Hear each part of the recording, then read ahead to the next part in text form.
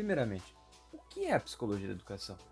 A psicologia da educação é uma vertente ou ramificação da psicologia que se propõe a estudar o desenvolvimento do ensino e aprendizagem.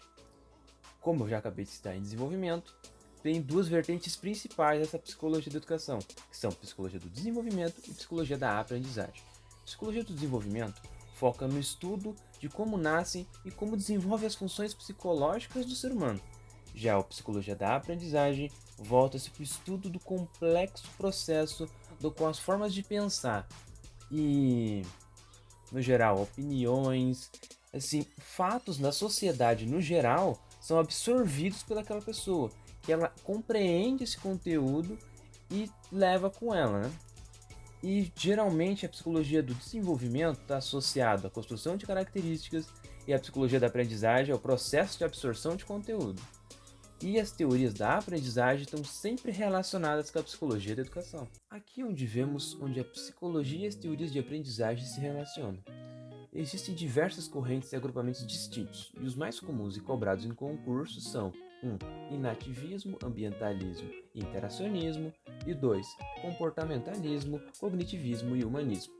Sendo a primeira, inatismo ou inativismo, afirma que o conhecimento absoluto deriva da razão, do pensamento. É uma visão mais aonde o conhecimento deriva do próprio sujeito. O ambientalismo, que entende que a experiência é a maior fonte de conhecimento, ou seja, deriva do objeto, o externo. E o interacionismo, que é preciso interagir o sujeito e o meio ambiente para gerar essa parte de aprendizado e conhecimento. Agora entrando naquele segundo módulo que eu havia comentado, a gente tem o comportamentalismo. Analisa os processos de aprendizagem, desconsiderando aspectos internos que ocorrem com esse indivíduo, ou seja, foca-se mais na parte do comportamento observável da pessoa.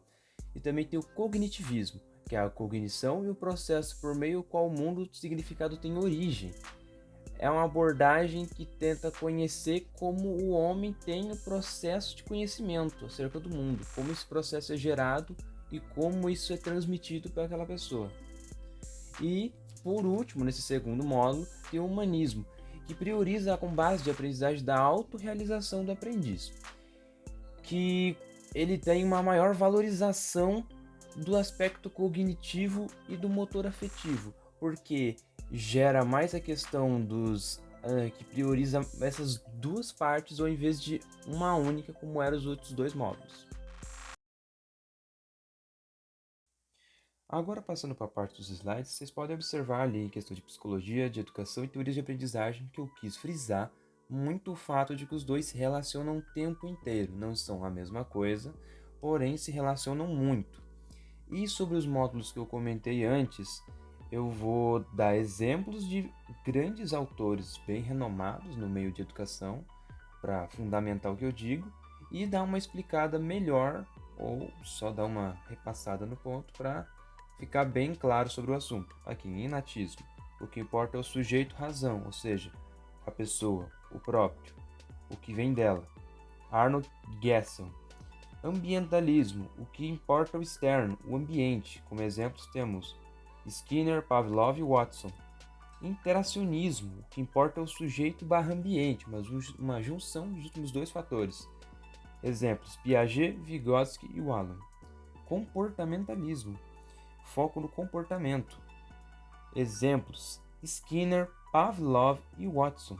Cognitivismo, foco no cognitivo, no pensamento. Exemplos: Piaget, Vygotsky, Azubel, Brunner e Gardner. E humanismo, que é um foco no cognitivo e motor afetivo, temos Wallin, Carl Rogers e Maslow.